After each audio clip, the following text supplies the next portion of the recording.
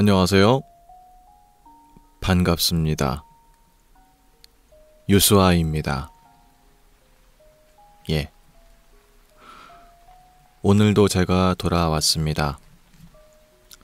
여러분들의 편안한 숙면을 위해서. 네, 오늘은 괴담이나 도시전설을 읽을 것은 아니고요.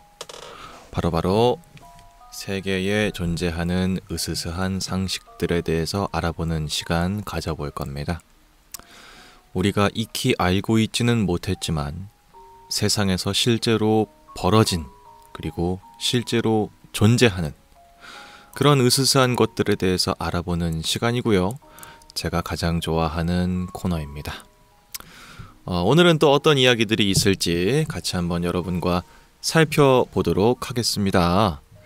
첫 번째 이야기는 바로 이건데요. 망자소생의 스페셜리스트 의사 선생님이라고 하는 이야기입니다. 망자소생이면은 죽은 사람을 살리는 거죠? 죽은 사람을 살리는 스페셜리스트 의사 선생님은 에? 이거 좀 듣자마자 좀 궁금증이 확 가는데요. 과연 어떤 이야기인지 지금부터 저와 함께 살펴보시죠. 자, 지금 여러분들께서 보고 계시는 이 사이트는 alphahistory.com입니다. 흥미로운 역사 속 이야기들을 적어놓은 그런 사이트인데요. 여기에 이런 글이 있습니다.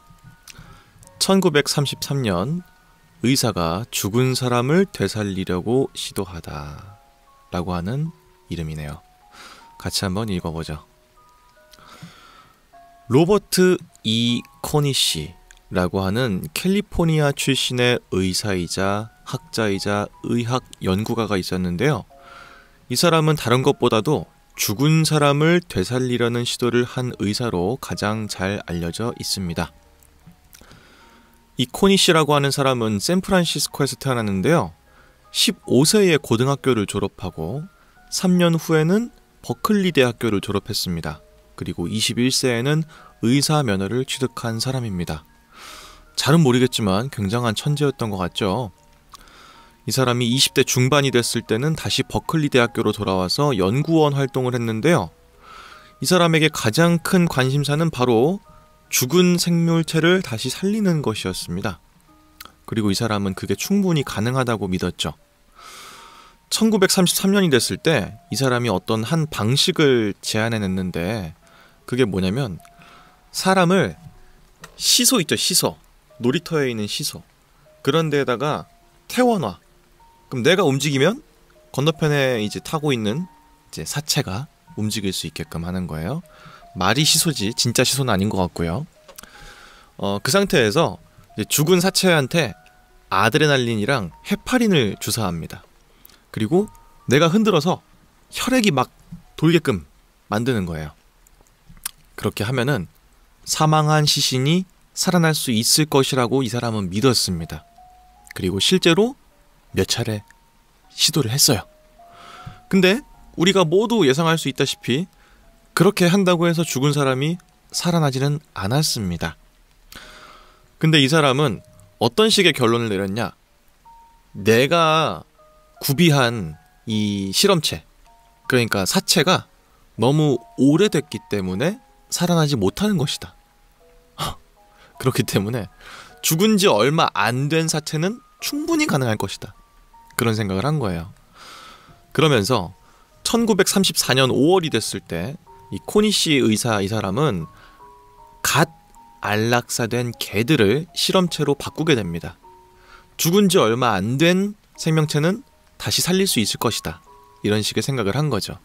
그래서 5마리의 폭스테리어 개를 구했는데 놀랍게도 3마리는 살려내지 못했지만 2마리는 아까의 그 방식으로 살려냈습니다.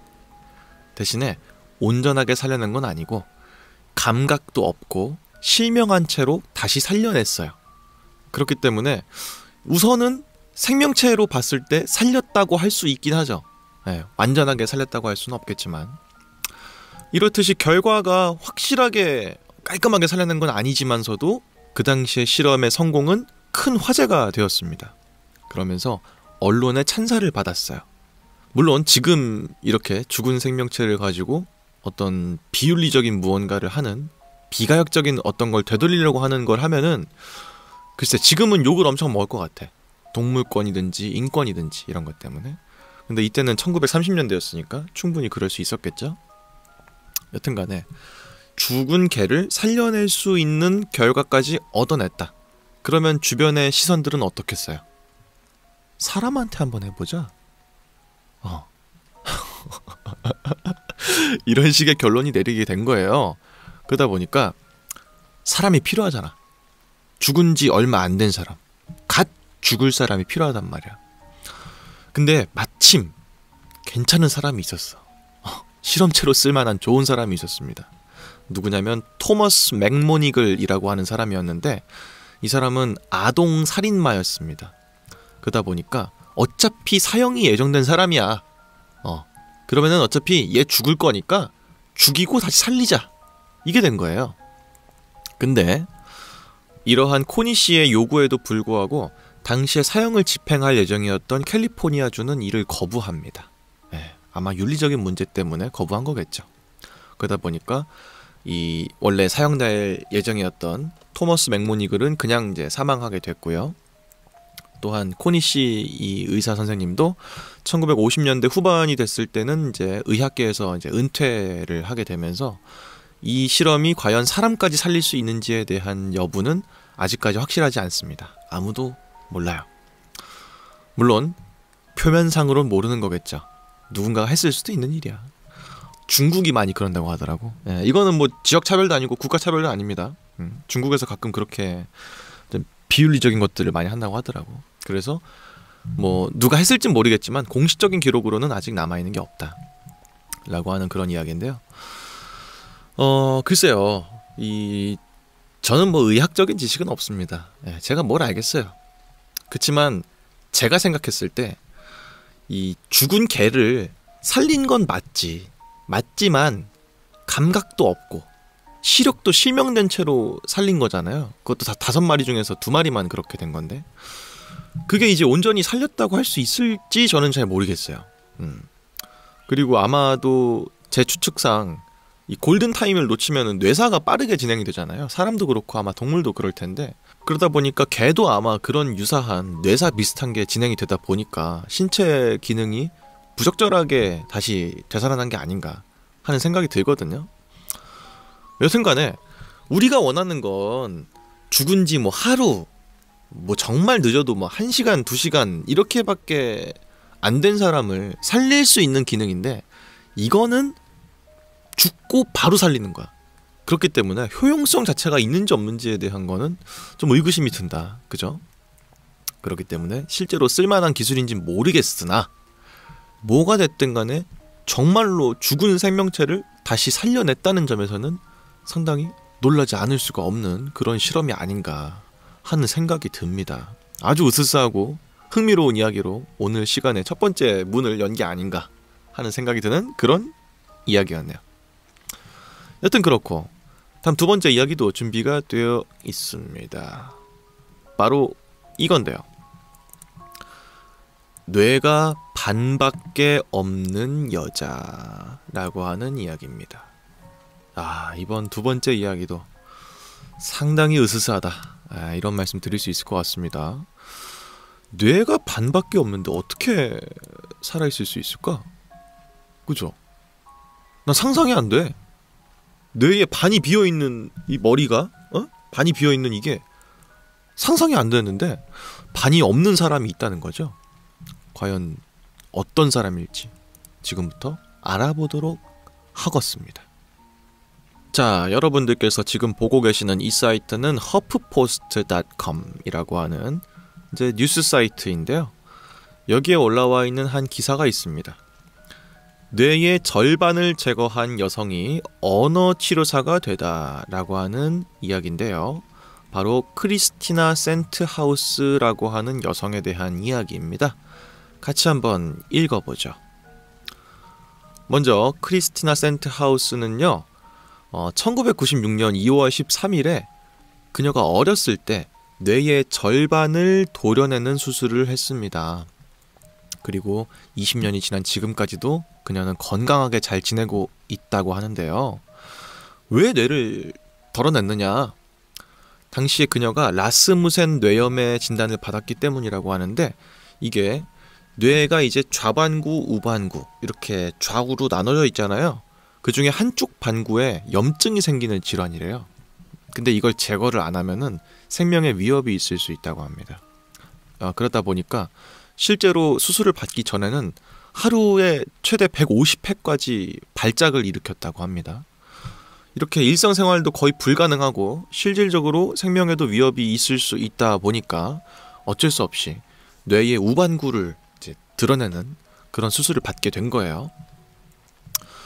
그러다 보니까 다들 아시겠지만 이 좌반구는 신체의 우측을 관장하고 우반구는 신체 좌측을 관장합니다. 그래서 우반구를 드러냈기 때문에 몸의 왼쪽을 실제로 원만하게 이용하실 수 있진 않았어요. 그 수술을 받고 난 다음에. 하지만 어쨌든 간에 평범한 생활들은 다 할 수가 있었다는 겁니다. 그치만서도 이제 과연 뭘 할 수 있을까, 이런 생각을 우린 좀 할 수밖에 없잖아요. 아무래도 몸도 왼쪽이 불편하고 뇌도 반밖에 없으니 뭘 할 수 있을까 싶은데, 이 센트 하우스라는 분은 고등학생이 됐을 때 남을 돕는 일을 하고 싶다 라고 생각하면서 언어치료사의 꿈을 갖게 됐다고 합니다. 그래서 실제로 대학교에도 진학을 했고 5년 만에 학사학위와 석사학위까지 전부 취득했다라고 합니다. 그래서 지금은 언어치료사로 활동을 하고 계시는데, 지금 밑에 있는 이 사진이 그녀의 사진입니다. 물론 이제 이런 것들은 다 오른쪽으로 쥐고 계시고 왼쪽은 약간 좀 쉬고 있는 그런 느낌의 포즈를 쥐고 계시지만, 어쨌든 일상적인 생활은 충분히 가능하다. 그리고 현재는 결혼까지 하셔가지고 행복한 결혼 생활을 하고 계시다고 하시거든요. 더 놀라운 거는 당시에 의사 선생님이 정말 위독한 병이었고 치료가 잘 됐다고 하더라도 일상적인 제한이 많이 되는 거다 보니까 다른 건 몰라도 운전면허는 진짜 안 된다, 이렇게 말을 했대. 불가능할 것이다, 이런 식으로. 근데 이분께서는 운전면허까지도 취득을 하셨다 라고 합니다. 이분에 대한 이야기가 유튜브에 이제 올라와 있거든요. 제가 영상을 잠깐만 보여드릴게요. 자, 이분입니다. 네, 인터뷰하시는 영상인데 남편분이랑 같이 집으로 걸어가고 있는 모습이죠.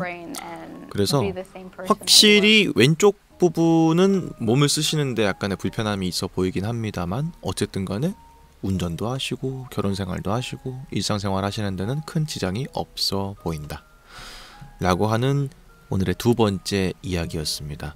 뇌가 없이도 일상적인 생활을 잘 하고 계시는 그런 모습을 보니까 기괴하다기보다는 참 행복하고 용기가 좀 얻어지는 그런 따뜻한 이야기가 아니었나 하는 생각이 듭니다.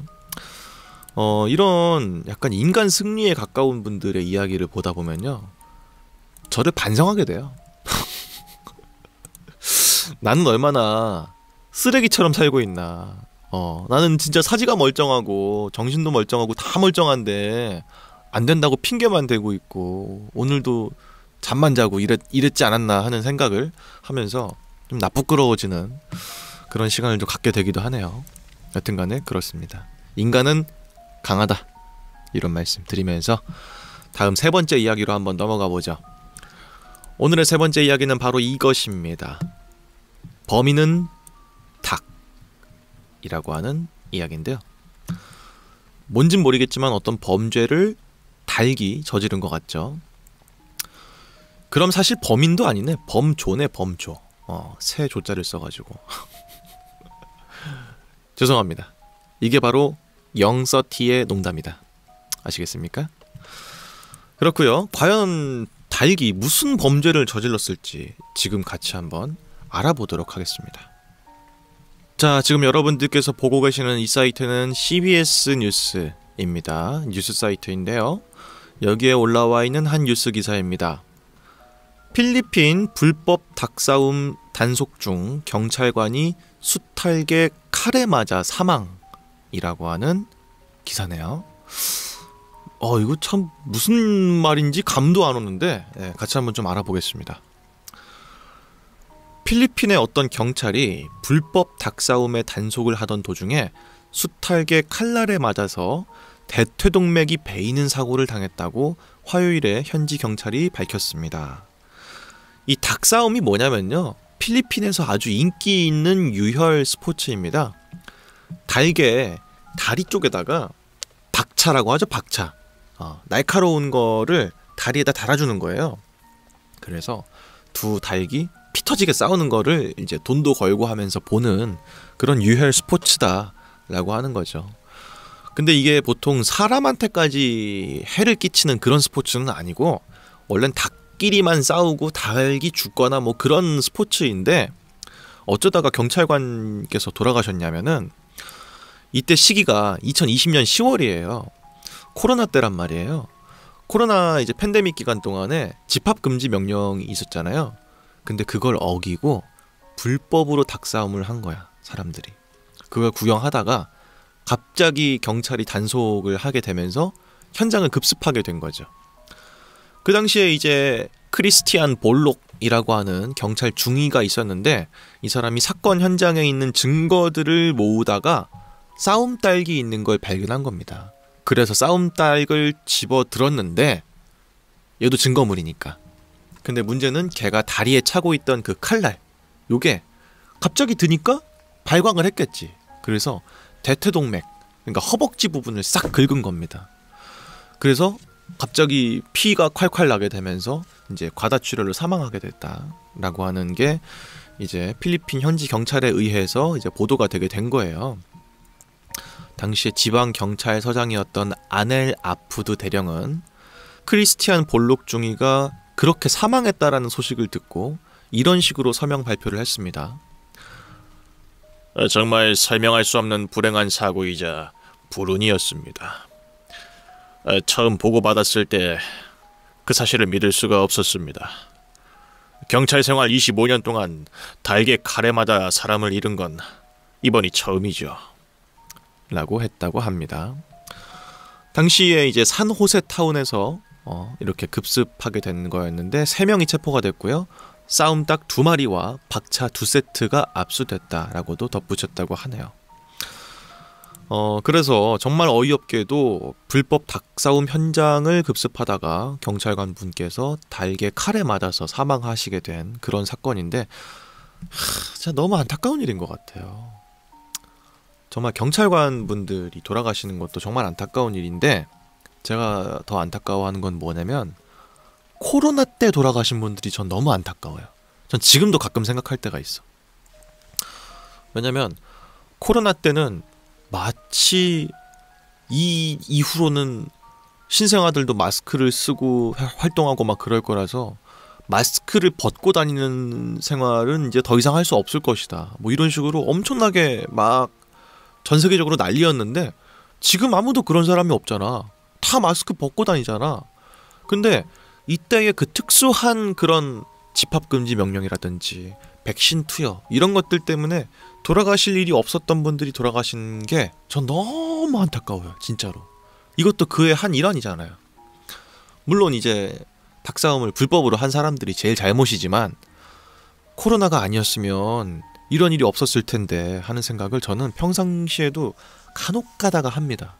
그래서 너무 안타까운 사건이 아니었나 하는 생각이 드네요.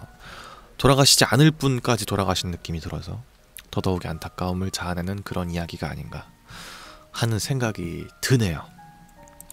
여튼 그런 세 번째 이야기였고요. 다음으로 이어서 네 번째 이야기도 있습니다. 네 번째 이야기는 바로 이건데요. 촬영 후에 스태프들이 맛있게 먹었습니다 라고 하는 말은 왜 있는 걸까? 라고 하는 이야기인데요. 이게 익숙하신 분도 있고 안 익숙하신 분도 있을 텐데, 이게 뭔지 제가 설명드릴게요.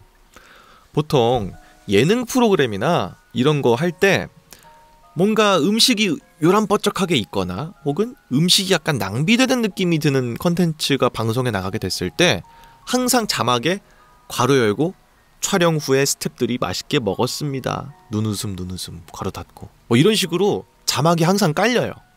그러다 보니까 네티즌 분들도 그런 걸로 장난을 많이 치지. 농담 같은 거를.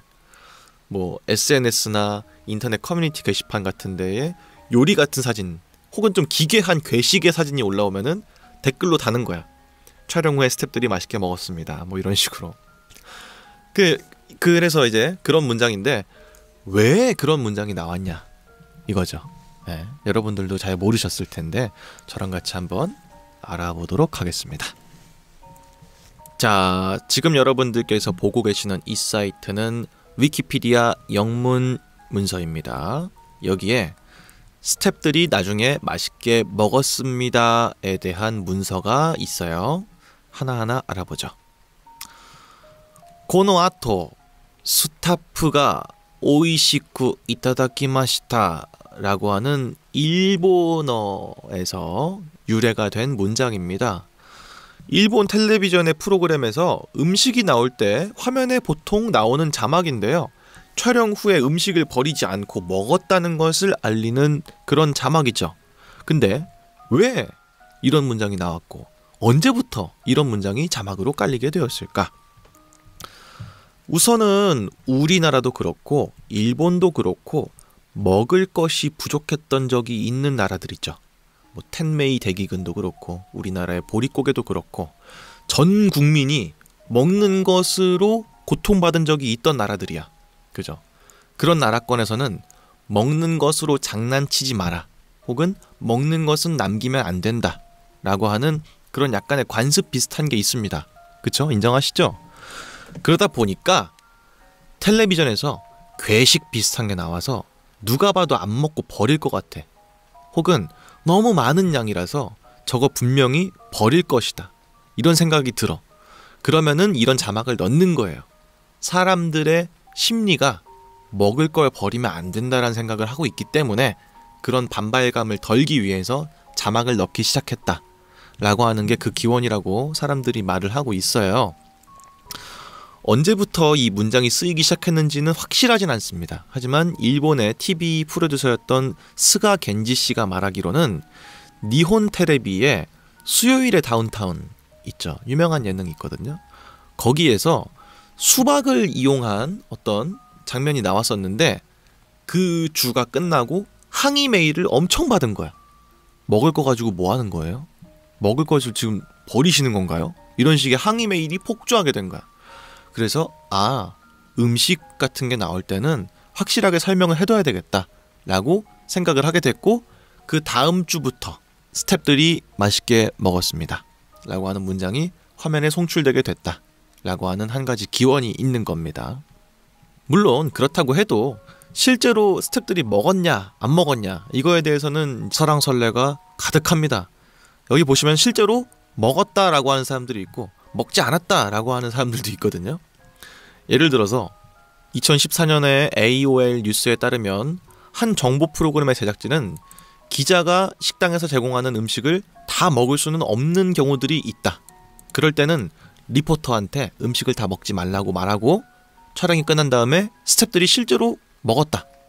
거의 준비해준 사람에 대한 배려감과 의무감으로 인해서 다 먹었다 라고 주장하는 사람도 있고 또 2018년 1월 전 비치발리볼 선수이자 방송인이었던 미와 아사오 씨는 자신의 블로그를 통해서 스태프들이 실제로 음식을 먹는 사진을 올렸다라고도 해요.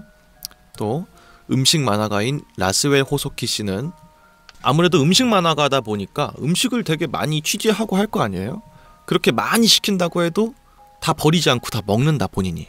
이런 식으로 말했다고 하고 또 일본의 음식 프로그램 리포터이자 TV 진행자인 에리코 미야자키 씨 역시도 적어도 자기가 출연하는 프로그램에서는 스태프들도 대동해서 모두가 음식을 전혀 남기지 않고 싹싹 다 먹었다라고 주장을 합니다. 근데 아니라고 하는 사람들도 있어요. 2014년 후지 테레비의 와이드나 쇼에서 마츠모토 히토시 씨는 솔직히 본인은 제작진이 음식을 먹는 것을 단 한 번도 본 적이 없다라고도 말을 했고요. 일본의 코미디언이자 배우이자 영화감독인 기타노 타케시, 유명하신 분이죠. 이분께서는 예능 프로그램이나 이런 데에 뭐 케이크 같은 거를 얼굴에 받거나 이럴 때들도 있잖아. 그렇게 약간 더러워진 것도 다 먹을 수가 있느냐. 그냥 거짓말뿐인 자막 아니냐. 이런 식으로 말을 했다고 합니다. 또 후르야 츠네히라 씨라고 하는 해설자분도 있는데 이분도 쇼에 나오는 음식들은 절대 먹지 않고 스태프들이 다 쓰레기통에 갖다 버렸다 라고 하는 식의 첨언도 하기도 했습니다. 그러다 보니까 뭐 엄청 중요한 문제는 아닐 수도 있어요. 하지만서도 이 문장이 어디서 나왔고 실제로 그렇게 진행되는지 안 되는지에 대해서는 좀 궁금증을 가지실 수도 있을 것 같아서 같이 한번 좀 읽어봤습니다. 저도 이런 드립 있죠. 촬영 후에 스태프들이 맛있게 먹었습니다. 그 드립을 알고는 있었지만 어디서 왜 나왔는지는 몰랐는데 이런 식의 기원이 있었다는 거는 지금 또 처음 알게 됐네요. 여러분들도 아마 그러시지 않았을까 하는 생각이 드는 그런 신기한 신박한 상식이었습니다. 이어서 다음 이야기도 준비가 되어 있는데요. 바로 이겁니다. 평생 외부의 접촉이 없이 산 소년이라고 하는 이야기인데요. 외부의 접촉이라고 하면은 글쎄 뭐 정말 피상적인 의미로 밖에 나간 적이 없다든지 뭐 그럴 수도 있고 혹은 어떤 사회의 개념이 없이 살았다는 의미처럼 보이기도 하는데요. 어떤 것인지는 아직까진 모르겠지만 뭐가 됐든 간에 거의 불가능하지 않나? 이런 생각을 하게 됩니다. 과연 평생 외부의 접촉이 없이 산 소년은 과연 누구였고 어떤 삶을 살았을지 지금부터 같이 한번 알아보는 시간 가져보자. 자, 지금 여러분들께서 보고 계시는 이 사이트는 나무위키입니다. 여기에 데이비드 필립 베터라고 하는 한 소년의 이야기가 있습니다.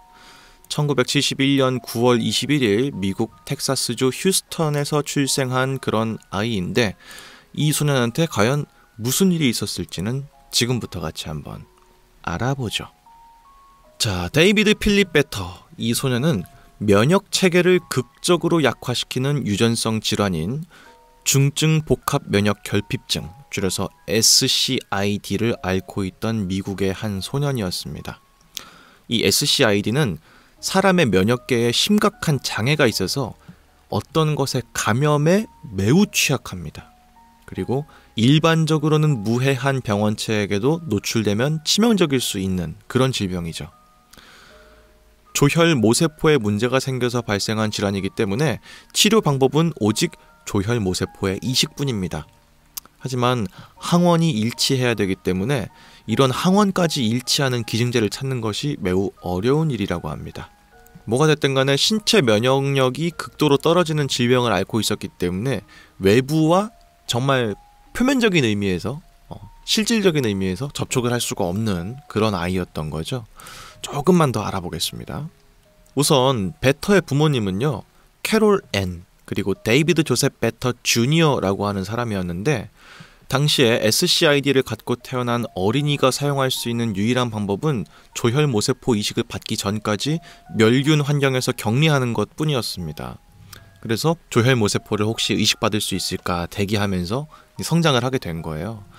그게 이제 어떤 시설이냐면은 지금 보시는 것처럼 투명한 비닐 같은 공간에다가 외부 공기를 차단하고 안에는 완전히 멸균된 물건들만 집어넣어서 아이가 혼자 생활할 수 있도록 도와주는 거입니다.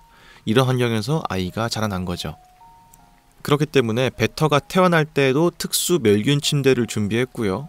어머니의 자궁에서 꺼낸 직후부터 데이비드는 평생 동안 플라스틱 무균 비닐 환경에 들어가게 됐습니다. 그 다음에는 이제 조혈 모세포 이식을 빨리 받아야 되니까 기증해줄 사람을 찾았는데 이제 얘가 셋째 아들이란 말이에요. 누나도 있어. 캐서린이라고 하는 이제 둘째 딸이 있는데 이 사람이 자신의 조혈 모세포를 기증하겠다 라고 했는데 항원이 일치하지 않아서 줄 수가 없는 몸이었다고 합니다. 여튼간에 사실상 단기적으로만 보관될 예정이었겠지만 그 시설에서 기증자를 찾을 수가 없으니까 계속 그 시설에서 자라는 거야. 그래서 아이가 점점 커가는 거예요. 베터는 면역력이 없는 것과 마찬가지이기 때문에 일반적으로 문제가 되지 않은 병원체도 치명적일 수가 있었습니다. 그렇기 때문에 무균실 안에서만 생활을 했고요. 물, 공기, 음식, 기저귀, 옷 모든 것들이 무균실에 들어가기 전에 멸균의 과정을 거쳤습니다. 물품은 에틸렌 가스로 채워진 공간에 섭씨 60도로 4시간 동안 살균을 한 다음에 다시 하루 혹은 일주일 동안 통기를 거친 후에 묵윤실에 반입하는 아주 철저한 과정을 거쳤다고 합니다. 당시의 기록을 회고해 보면은 묵윤실에 산소를 공급하는 압축기가 소리가 너무 시끄러워서 데이비드와의 소통이 되게 어려웠다고 합니다. 그럼에도 불구하고 존 몽고메리 박사를 포함한 의료팀은 이 데이비드가 공식적인 공교육, 그리고 텔레비전, 놀이방 설치 이런 것들을 다 받아서 평범한 아이처럼 자라기를 원했어요. 그래서 극진한 케어를 하면서 최대한 일상적인 아이처럼 자랄 수 있도록 도와줬는데, 그 비닐방에서만 자란 지가 4년쯤 됐을 때 이거를 뚫을 수 있다는 걸 알게 됐어요, 얘가. 그럼 이제 초비상이죠. 그러다 보니까 연구진들이 그제서야 이제 아이한테 설명해줬다고 합니다. 너의 몸 상태가 어떻고 세균이라는 게 눈에 보이진 않지만 너한테 굉장히 치명적일 수 있다, 이런 것들을 말해줬다고 해요. 그렇게 나이가 차츰 들면서 데이비드는 자신의 방 밖의 세상에 대해서 알게 됐고요. 병원 창문 밖과 텔레비전을 보는 것을 상당히 좋아하는 아이로 컸다고 합니다. 이 소식을 1977년 나사의 연구원들이 듣게 됐고요. 우주복을 제작했던 경험을 바탕으로 이런 비닐 환경에서 벗어나서 외부 환경으로 나아갈 수 있도록 돕는 수트까지도 개발을 했다라고 합니다. 데이비드는 처음에는 이끼를 굉장히 싫어했지만 나중에는 6번 정도 착용하고 돌아다닌 적도 있다라고 하고요. 위에 사진이 이제 데이비드가 나사에서 만들어준 그런 특수 작업복을 입고 있는 그런 모습입니다. 하지만 안타깝게도 데이비드는 사망을 하게 됐습니다. 왜냐면은 이런 데이비드의 시설 자체가 특수한 시설이다 보니까 계속 돈이 들어가는 거야. 계속. 그래서 당시에 130만 달러, 이 정도면 한 18억? 20억? 이렇게 될 거거든요. 이 돈이 들었을 때도 치료법을 찾아야지 못했어. 그래서 어쩔 수 없이 조혈 모세포를 받아야 된다. 근데 아까도 말씀드렸지만 항원이 일치하는 사람이 없었어. 그나마 누나가 아무래도 데이비드랑 같은 유전자를 공유하고 있다 보니까 그나마 유사한 조혈 모세포를 이제 갖고 있었겠죠. 그래서 이식을 받게 됐습니다. 사실 근데 이식한 다음에는 거부 반응이 없었습니다. 하지만 앱스타인바 바이러스에 감염되게 됐고 결국은 12세의 나이에 림프종으로 사망을 하게 되었습니다. 사실은 이 전 세계 대다수 사람들이 앱스타인바 바이러스에 감염이 되어 있기 때문에 감염되지 않은 기증자를 찾는 게 사실상 불가능에 가까웠다라고 합니다. 데이비드는 세상에 나오자마자 바로 묵윤실로 이송됐기 때문에 앱스타인바 바이러스에 접촉할 기회 자체가 없었고, 그러다 보니까 조혈 모세포의 기증자의 골수에 남아있던 이 유전체로 인해서 감염이 되게 되면서 림프종으로 겹쳐서 결국 사망까지 하게 되었다 라고 하는데요. 이 이야기가 당시에는 미국 사회에서 알려지지 않았다가 사망하고 10년 정도 뒤쯤 됐을 때 그제서야 대중에게 공개가 됐다 라고 합니다. 현재는 데이비드 필립 베터가 텍사스주의 몽고메리 카운티 콘로에 있는 메모리얼 파크에 이제 묘지가 마련되어서 묻혀 있다라고 하는 이야기네요. 이후에는 이제 그의 이야기를 따가지고 완전 딴 건 아니고 컨셉만 따가지고 영화들도 많이 제작이 됐는데 1976년에 존 트라볼타 주연의 The Boy in the Plastic Bubble이라고 하는 영화가 발매가 된 적이 있었고요. 다음 2001년에 제이크 질렌할이 주연으로 해서 버블보이라고 하는 영화가 나오기도 했다 라고 하는 그런 이야기네요. 참 이런 이야기를 볼 때도 아까 그 뇌 절반이 없어진 분도 이야기를 봤지만 우리가 일상적으로 누리고 있는 이 모든 것들이 얼마나 당연하지 않은 것인지 감사한 것인지에 대해서 한 번 더 생각하게 되는 계기가 되는 그런 이야기가 아니었나 싶습니다. 너무 안타깝다. 그죠? 밖의 생활이 어떤지, 다른 사람들은 어떤 식의 생활을 하는지를 전혀 느끼지 못하고 그냥 세상을 뜨게 된 거잖아요. 그런 아이가 있다는 게 너무 안타까운 일이네요. 부디 이제 다음 세상에는 정말 마음껏 세상을 떠도는 그런 여행가가 되기를 바라면서 다음 이야기도 읽어드리겠습니다. 오늘의 마지막 이야기가 될 것 같네요. 자, 다음 이야기는 바로 이것입니다. 끝났나요? 라고 하는 아주 짧은 이야기인데요. 어떤 이야기일지 감도 안 온다. 그죠?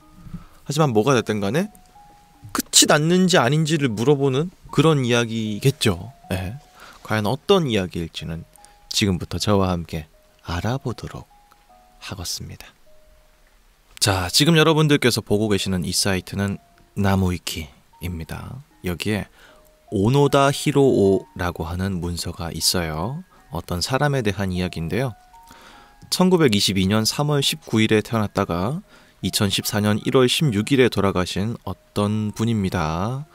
과연 이 오노다 히로오라는 사람과 끝났나요? 라고 하는 문장이 어떤 연관이 있는지 지금부터 알아보죠.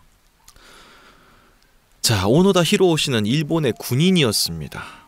일본 제국이 제2차 세계대전을 치르던 시절 제국의 육군 장교로 복무를 했죠. 병과는 보병이었고 소위로 전역을 할 때까지 주로 필리핀 일대에서 전투를 했던 군인이었습니다. 당시에 소위로 임관됐던 오노다 히로오 씨는 이제 필리핀의 마닐라 외곽 군기지에 주둔했던 제8사단에 파견이 되게 됐는데, 이때 오노다 소위는 민도로 섬 북서쪽에 위치한 루방섬에서 정보 수집과 유격전을 담당하게 됐습니다. 특히 부두시설과 비행장을 미군이 사용하지 못하게 막으라는 지시를 받았었죠. 또한 요코야마 시즈오 사단장에게 다음과 같은 훈시를 받기도 했습니다. 옥쇠는 일절 허락하지 않는다. 3년이건 5년이건 그냥 버텨라. 반드시 우리가 지원을 가겠다. 그동안 병사가 한 명이라도 살아있으면 야자수 열매라도 따먹으면서 버텨라. 다시 한번 말하지만 옥쇠는 용서하지 않겠다. 라고 하는 겁니다. 그래서 이 당시에 필리핀에 주둔하는 그런 임무가 상당히 힘들었나 봐요. 스스로 목숨을 끊지 말고 잡히지도 말고 어떻게든 버텨라. 이런 식의 말을 이제 윗선한테 들은 거야. 근데 이게 한편으로 봤을 때는 되게 위협적인 말처럼 들릴 수도 있는데, 다른 한편으로 봤을 때는 우리가 어떻게든 구하러 가겠다. 그러니까 살아만 있어라. 이런 식으로도 볼 수 있는 문장이잖아요.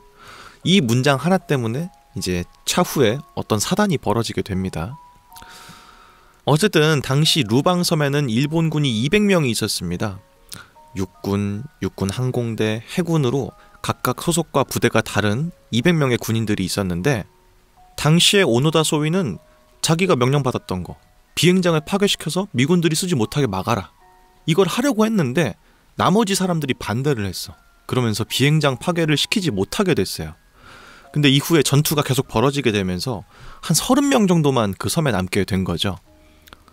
이 30명의 군인들은 이제 미군들과의 게릴라전을 펼치다가 결국은 이들로부터 도망가기 위해서 섬의 안쪽에 산으로 들어가게 됐습니다. 그런데 문제는 이때부터 벌어집니다. 당시 시기가 1945년 8월 15일이었어. 그러니까 일본 본토는 핵을 맞고 바로 무조건 항복을 선언한 그때였던 거죠. 근데 필리핀에서는 이 사실을 몰랐던 거야. 그래서 계속 도망가고 있던 이 30명의 군인들은 맞서 싸우기도 하고 항복하기도 하고 하면서 점점 수가 줄어들어요. 그렇게 당시까지만 해도 3명 정도의 병사를 이끌고 있던 오노다 소위는 결국 혼자 남게 됩니다. 근데 여러분들도 쉽게 상상할 수 있겠지만 전쟁이 끝났을 때랑 전쟁을 하고 있을 때랑 분위기가 아예 다를 거 아니야. 그 많던 비행기들도 더 적게 날아다닐 것이고 총성도 훨씬 더 안 들리게 됐을 것이고, 근데 그런 와중에 혼자 섬의 어떤 산속에 오노다 이 사람만 남아있는 상태인 거예요.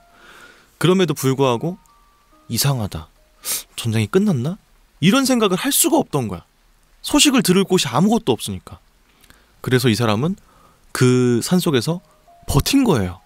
혼자 계속. 가끔 가다가 비행기가 상 지나가면은 아직도 공습이 진행되고 있나 보다, 살아야 된다, 이런 식으로 계속 이제 안 나오고 버틴 겁니다. 그러다가 시간이 꽤 흘러서 1972년이 됐어요. 벌써 몇십 년 지난 거죠. 그 다음에는 이제 일본의 이제 사람들이 필리핀에 당시에 사람들이 이제 죽기도 했고 하다 보니까 유해 수습이라든지 이런 것 때문에 필리핀에 도착을 하게 됐는데, 이 당시에 오노다 씨가 살아있다는 걸 그때 알았어. 그러다 보니까 오노다 씨의 휘하의 부하였던 사람을 섭외해 오거나 아니면 실제 오노다 씨의 친인척까지 섭외해서 전쟁이 끝났다, 나와도 된다, 이렇게까지 말을 했는데, 아니야, 그럴 리가 없어. 저들은 다 미군, 필리핀군과 짜고 나를 잡으려고 하는 거야, 이러면서 투항을 거부했습니다. 심지어는 당대의 일본의 신문이나 잡지 같은 걸 일부러 놓고 가서 오노다 씨가 직접 보게 했대요. 1964년 도쿄올림픽 개최라든지 혹은 홋카이도의 신칸센이 개통된 사실들, 아니면 당대 일본 황실의 사진 같은 걸 이제 일부러 놓고 가면서 일본이 건재하고 전쟁은 끝났다, 이 사실을 간접적으로 계속 알리려고 노력을 한 거야. 그런데도 오노다 씨는 그걸 보고, 아니야, 일본이 이렇게 번영했을 리가 없어. 이미 미국에게 잡혀가지고 괴뢰국이 됐구나. 난 더 이상 갈 곳이 없구나, 이 생각을 하면서 끝끝내 투항을 하지 않고 오히려 스스로를 더 고립하게 되는 그런 결과를 낳게 됩니다. 근데 당연히 이 몇십 년 동안 버티는데 산에 있는 걸 뭐 주워 먹고 하면서도 버텼겠지만 결국 음식이 없으면 안 되잖아요. 그러다 보니까 이 사람이 할 수 있는 게 인근에 있는 민가를 침투하는 거였다고 합니다. 그러다 보니까 29년 정도 필리핀군이랑 민간인을 30명 정도 살해했고 100여 명에게 부상을 입히면서까지 음식을 훔쳤다는 거죠. 이렇게 민간인들이 피해를 실질적으로 입고 있다 보니까 필리핀에서 가만히 뒀겠어? 그러니까 혹시 모르는 일본군 잔당을 잡아야 된다 하면서 퇴치작전을 또 벌여. 그러면서 사람을 또 걷다가 보내. 이러니까 오노다 씨 입장에서는 총든 애들이 날 찾으러 오니까, 아, 역시 전쟁이 아직도 안 끝났다, 이 생각을 더 강하게 할 수밖에 없었던 거예요. 그렇기 때문에 더더욱이 투항을 하지 않고 버텼는데 미군도 이를 그냥 뒀습니다. 왜인진 몰라요. 한 명 찾아가지고 죽이는 게 그렇게 어려운 일이 아니었을 텐데 그냥 뒀어요. 그러다 보니까 계속 그냥 근근히 벌어먹고 살면서 계속 버텼던 거야. 근데 사실은 그냥 이렇게 묻힐 수 있는 이야기였습니다. 어차피 오노다 씨는 이제 나이가 점점 들고 있었으니까 그렇게 살다가도 언젠가 뭐 죽었을 수도 있을 일이죠. 근데도 불구하고 1974년에 당시에 대학생이었던 스즈키 노리오라는 청년이 이 사실을 알게 돼요. 필리핀 군도에 어떤 일본군 패잔병 한 명이 남아서 지금까지 버티고 있다. 그 사람은 전쟁이 아직도 안 끝난 줄 알고 있다, 라는 사실을 알게 되고 굉장히 큰 흥미를 느끼게 된 거죠. 그렇게 한 청년이 수소문을 한 끝에 오노다 씨를 만나게 됐고, 스즈키 씨가 그를 차분하게 설득해서 전쟁이 끝났음을 알리고 일본도 건재하게 있다는 것을 알렸다고 해요. 근데 그럼에도 불구하고 이 사람은 현실을 또 부정합니다. 직속 상관이 나한테 와서 직접 일본이 패전했다는 사실을 인정하고 전투를 끝내라, 이런 말을 나한테 하기 전까지는 나는 한 발짝도 나가지 않겠다, 이런 식으로 말을 했다는 거죠. 그래서 그때가 돼서야 일본 측에서도 이걸 가만히 두면은 저 청년이 계속해서 이 이야기를 일본에다가 떠벌릴 것이고 문제가 더 커지겠다 싶어서 어떻게든 수소문을 해서 타니구치 요시미라고 하는 사람을 찾아냈어요. 이 사람은 오노다의 직속 상관 중에 한 명이었습니다. 이 사람한테 부탁을 해요. 지금 전쟁 끝났으니까 당신의 직속 부하였던 오노다 씨를 투항시켜라, 라고 한 거죠.